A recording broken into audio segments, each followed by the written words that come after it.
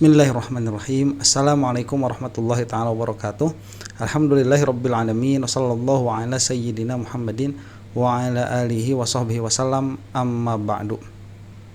Rencananya sih katanya ini hari Kamis Roy Suryo dan kawan-kawan akan diperiksa oleh Polda Metro. Nah, mungkin ya acara rakyat bersuara ini bagi Roy Suryo dan kawan-kawan ini akan menjadi salah satu yang terakhir ya, apabila pemeriksaan itu kemudian dilanjutkan dengan penangkapan. Mudah-mudahan itu tidak terjadi, tapi ya bisa terjadi, mudah-mudahan tidak. Nah, ada hal yang menarik biasa ya, mungkin kita akan merindukan ya perkataan Roy Suryo yang penuh dengan kontroversi ya, jangankan untuk Termuls, untuk para pembela Jokowi, untuk kita saja yang mempertanyakan masalah Jokowi ini, Pak Roy Suryo memang agak eksentrik dan agak kontroversial begitu. Nah, akan kita saksikan sekarang bagaimana Bung Aiman ini sepertinya agak tidak rela ya di dalam mewawancarai Roy Suryo pada saat ini. Jadi nadanya agak sedikit berbeda tuh. Mungkin menyadari ini bisa jadi salah satu dari acara terakhir ya yang disaksikan. Mudah-mudahan tidak. Sekali lagi kita saksikan saja apa yang mau dikatakan oleh Roy Suryo ini menanggapi statusnya sebagai tersangka ya. Ini status tersangka itu sepertinya akan lama sekali digaungkan karena bermasalah. Bukan kebetulan tatkala Roy Suryo pulang dari sini beberapa hari kemudian langsung ditetapkan sebagai tersangka. Itu bukan kebetulan itu ya. Kalau kita pada akhirnya tadi yang biasanya dicurigai itu penjahat ya, ini kok kita malah mencurigai polisi, kan jadi lucu. Ini ada apa sih? Beberapa kali kita berbicara tentang hal ini ya, supaya setidaknya tidak hilang dari akal komunal kita betapa sudah keluar dari jalur ya kepolisian yang ada sekarang. Kemarin saya lihat ada profesor siapa itu mengatakan sejak 2022 itu sudah keluar rel ya, apa yang namanya kejujuran itu sudah dihapus dari tribratanya kepolisian. Itu menyedihkan memang ya, dan yang kemudian itu tidak menyelesaikan akar permasalahannya. Sama saja dengan urusan ijazah ini, pada akhirnya kan menutupi ya, ini ditutupi itu ditutupi, sama saja. Akar permasalahannya dijawab tidak curiosity, keingintahuan masyarakat itu terjawab tidak kecurigaan masyarakat itu terjawab tidak data-data yang sudah gamblang mengatakan bahwa wasit itu rugi itu pada akhirnya apakah terjawab atau tidak tetap saja. Jadi mau ditanggung jawab sama siapapun tetap substansi masalahnya tidak terjawab. Lah ini cover up permasalahan seperti ini kalau misalkan dibiarkan ya silahkan yang menikmati mereka saja negara Indonesia itu. Apa kebahagiaannya untuk masyarakat pada akhirnya dalam pengertian secara bernegara ya, bukan secara duit. Kalau secara duit mah ya kita gampang aja, punya proyek pemerintah udah selesai, kita nggak ngomong begitu selesai. Apakah kita mau jadi manusia seperti itu ya? Kan salah itu. Pada akhirnya ijazahnya Jokowi itu debatable karena Roy Suryo dan kawan-kawan tidak menuduh tanpa data ya. Itu datanya ada, harusnya dijawab, udah diselesaikan. Itu kan Jokowi mengatakan asli, Roy Suryo tidak, salah satunya pasti salah, ini salah satunya juga pasti benar karena kenyataannya tidak mungkin dua-duanya kosong. Itu kalau kata mantik apa, maniul jam'i wal khulwi, kenyataannya tidak mungkin kosong dari salah satu dua kebenaran ini. Imma Jokowi itu ijazahnya apa, asli atau tidak asli, vis a vis, palsu. Nah, kalau sudah seperti itu berarti harus dibuktikan begitu. Nah, tatkala ini dipermasalahkan, apakah Indonesia ini hukumnya primitif sampai tidak ada lembaga yang bisa menyelesaikan permasalahan itu? Ada lembaganya. Kemarin dikatakan diantaranya apa, PT UN. Kalau misalkan memang belum daluarsa begitu, ada persidangannya sendiri atau ke DPR. Nah, ini kan permasalahannya si Jokowinya ini mau nggak menunjukkan ijazahnya, nggak mau. Nah, di situ itulah permasalahannya. Pada akhirnya yang diteliti oleh Roy Suryo apa? Data yang ada di web. Itu substansi permasalahannya. Apakah ini selesai dengan Roy Suryo itu ditahan? Tidak selesai. Nggak akan selesai. Ya ini permasalahannya di situ. Kalian nggak tahu malu aja sudah. Jokowinya nggak tahu malu, yang dukungnya nggak tahu malu sudah. Pada akhirnya begitu. Hilang urat malunya. Ya tadinya saya kira Polda Metro itu tidak akan sedungu itu untuk mentersangkakan Roy Suryo sebagaimana memang disangkakan oleh Roy Suryo, karena ini memang penelitian. Nah tapi ternyata mereka udah nggak tahu malu, udah nggak mau tahu begitu, udah pokoknya tersangkakan selesai. Ya wong kita yang punya kuasa kok, begitulah kira-kiranya. Lah masyarakat juga bisa jadi apa? Nggak bisa ngapa-ngapain. Buktinya apa tuh bikin malu dan seharusnya mereka itu merasa malu? Perkataan para ahli, berapa profesor tuh yang mencibir kelakuannya Polda Metro itu gara-gara mempersangkakan Roy Suryo. Ya terus kita mau apa? Kita kan cuma bisa komentar begitu. Kita mau apa? Nggak bisa ngapa-ngapain. Kesel, iya.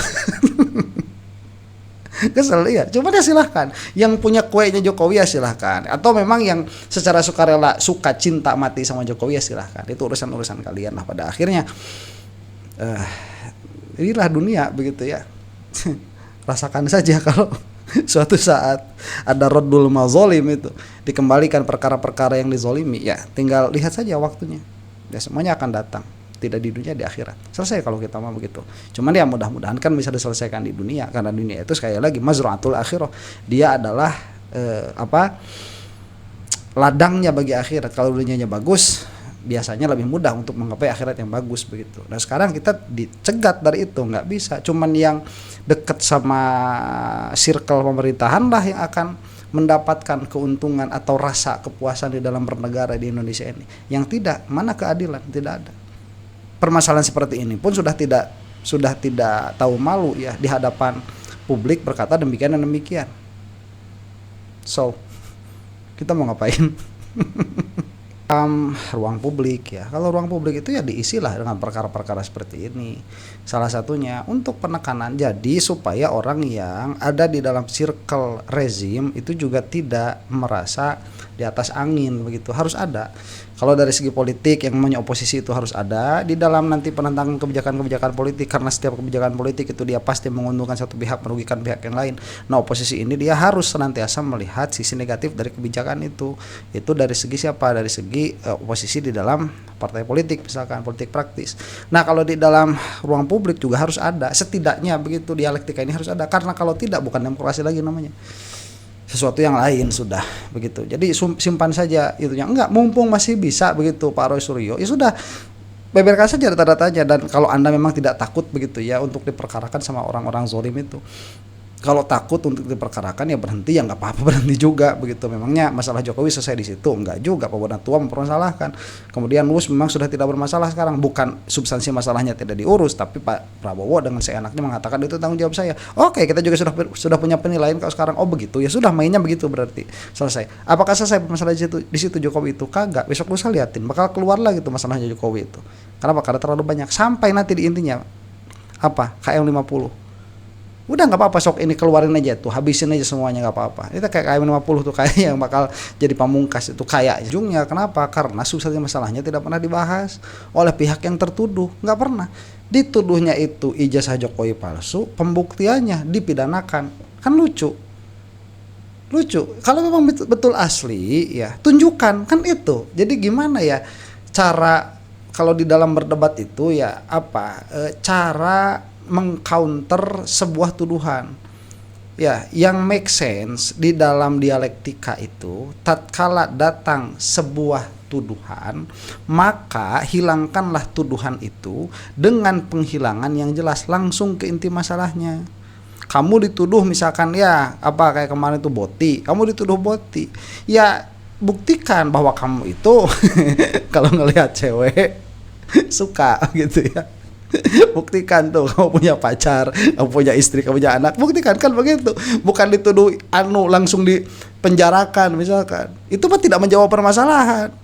Ya, kamu dituduh koruptor misalkan, dan kamu bukan koruptor, tuh keluarin aja rekening banknya. Ini mana korupsinya? Ya, laporkan kekayaannya itu, keuangannya laporkan. Kan selesai itu untuk mendiamkan. Setelah itu kalau misalkan masih ada dendam di hati, silahkan dipidanakan karena permasalahannya sudah selesai.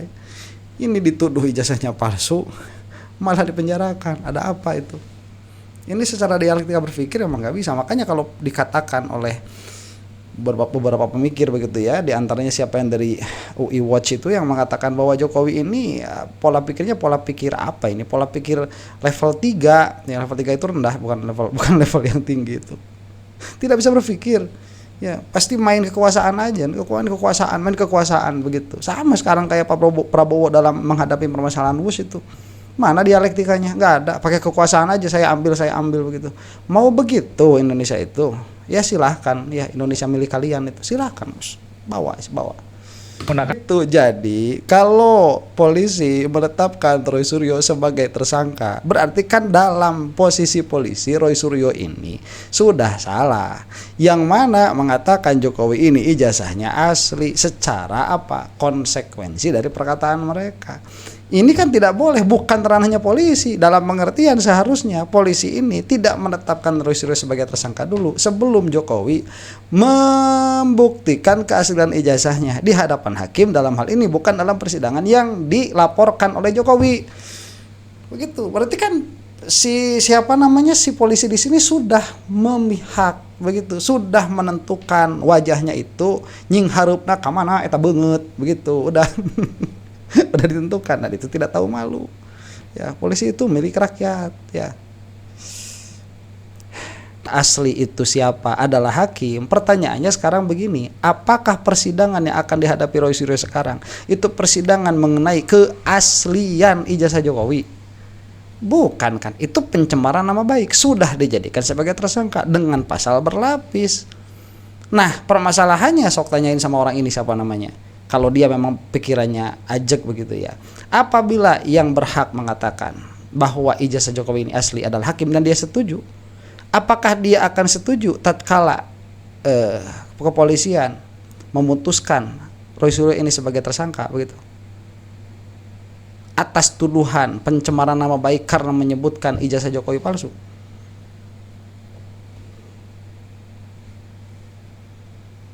Di mana konsekuensi berpikirnya itu? Di mana konsistensinya? Bohong itu sudah dipinta di dalam beberapa kita kesal juga ya dengarnya. Ini apa ya? Mereka itu delusional begitu. Asal Jokowi yang ngomong pastinya begitu. Meskipun kenyataannya nampaknya tidak begitu. Jokowi itu mengatakan mau membawa ijazah itu sebelum kemarin dipinta untuk membawa ijazah di pengadilan. Kemarin sudah dipinta pun Jokowi nggak datang. Itu berarti perkataannya sudah tidak sesuai dengan kenyataan. Kenyataannya sudah demikian adanya, berarti dipinta oleh persidangan tidak memberikan. Tapi gara-gara Jokowi mengatakan akan memberikan, itu mah tetap ngomongnya akan mengeluarkan. Udah jelas gak dikeluarin itu ijazah. Dari SD sampai SMA.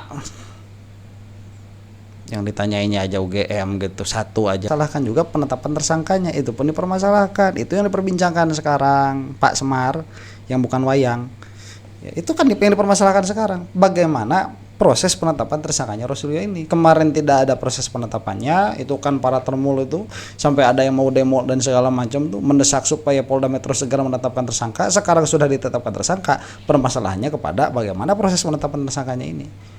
Itu ruang publik tuh supaya ada tekanan kepada orang-orang yang memang memiliki kekuasaan. Ya demikianlah ya. Ya mudah-mudahan orang-orang yang menzolimi Pak Roy Suryo ini, karena dalam pandangan saya Pak Roy Suryo ini tidak ada bukan tidak ada kesalahan ya, tapi dari segi ingin membuka kebenaran, ini memang membuka kebenaran begitu. Nah, orang-orang yang zalim kepada Pak Roy Suryo ini mudah-mudahan disegerakan disiksanya oleh Allah Subhanahu wa taala di dunia daripada nanti di akhirat begitu ya. Mudah-mudahan demikian. Wallahu taala alam bisawab. Assalamualaikum warahmatullahi taala wabarakatuh.